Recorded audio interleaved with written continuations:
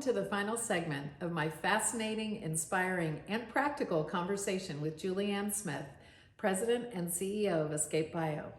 I'm Gaylene Xanthopoulos, President and founder of The Leadership Edge.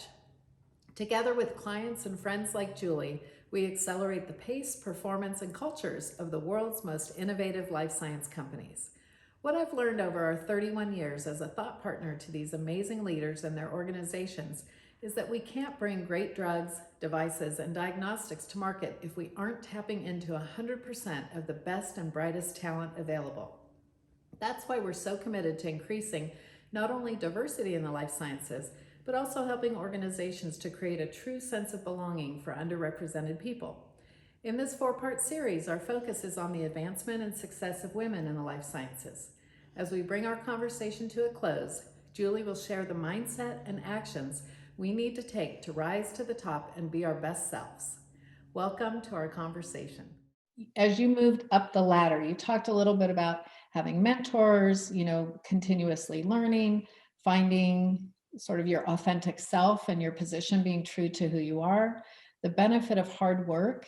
What do you think are other contributions that sort of put you on the screen? So if you're looking around a room, we're saying who should be our next president and CEO, what were some of the things that maybe you did that helped you differentiate yourself or at least be on the radar as somebody that they can be looking at to be given that opportunity?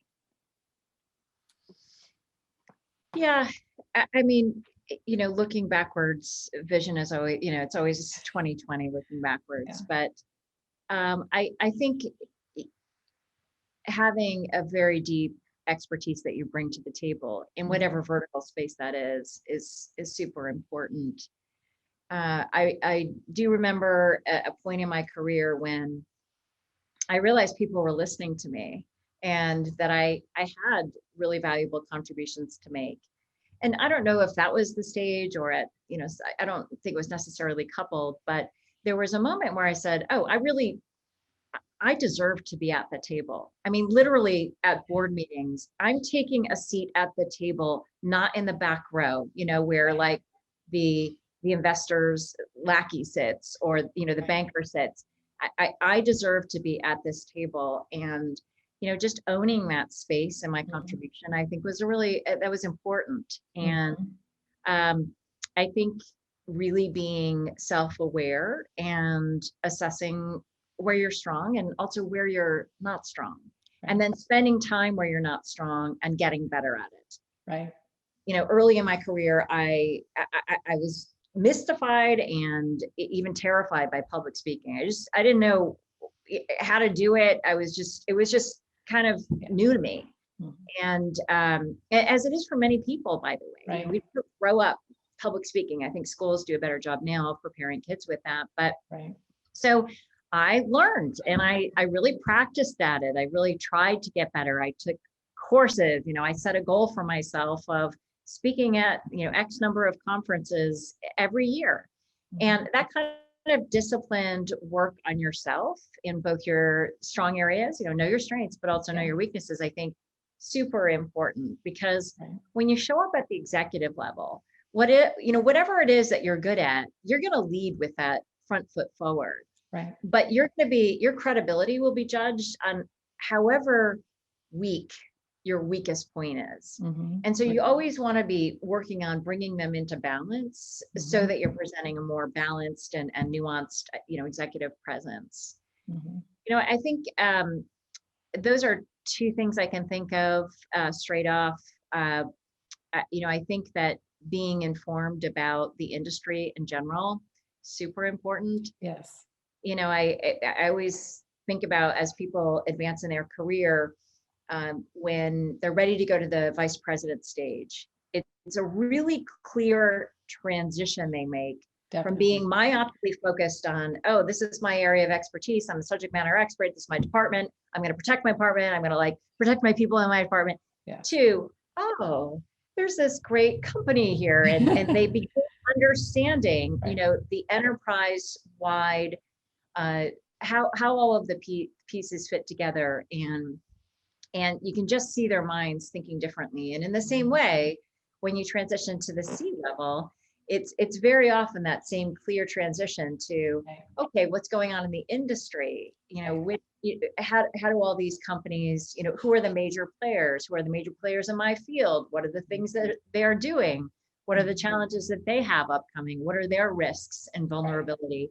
And, I think that very early in my career, I made a decision that I was going to read BioWorld every day, and the Pink Sheet, and this is a whole Right. number of industry reports that I read, and Yes. and I did that in a very disciplined way for a long time, probably for 15 or 20 of years of my career, and now I have a lot of diverse ways of getting that same kind of information. But Right. if you think about, especially a chief executive officer, Mhm. very often they are the ones managing that external information and filtering it in to disseminate to their executive team and companies. And so that's something that building that base early and Right. and staying on top of it is something it's an important skill to build.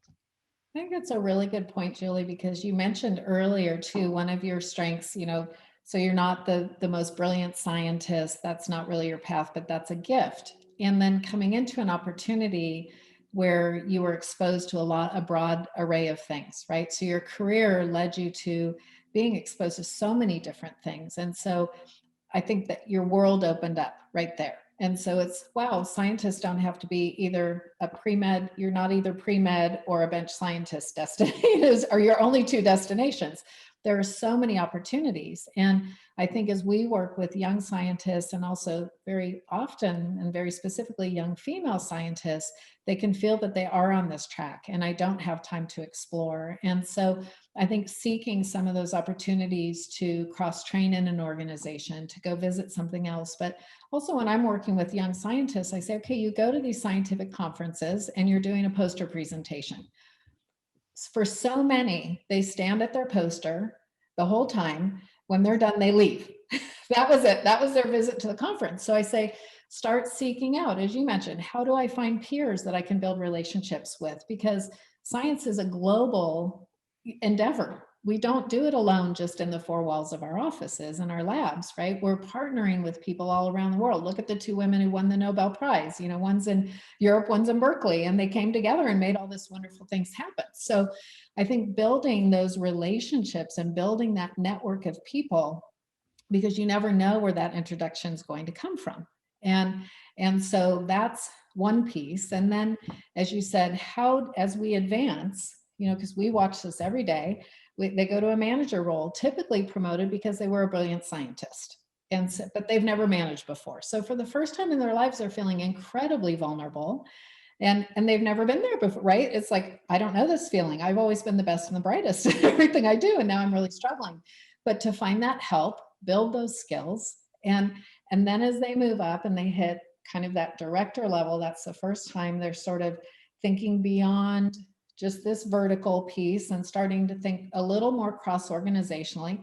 VP, most definitely. Now we have to think cross-organizationally, and our ecosystem is getting bigger that we're aware of, right? And so whenever I'm working with those scientists early on, I say, go to like a Biocom or a CLSA or an LSW or a Mass Bio conference and go into the finance meeting. Go watch a company presentation.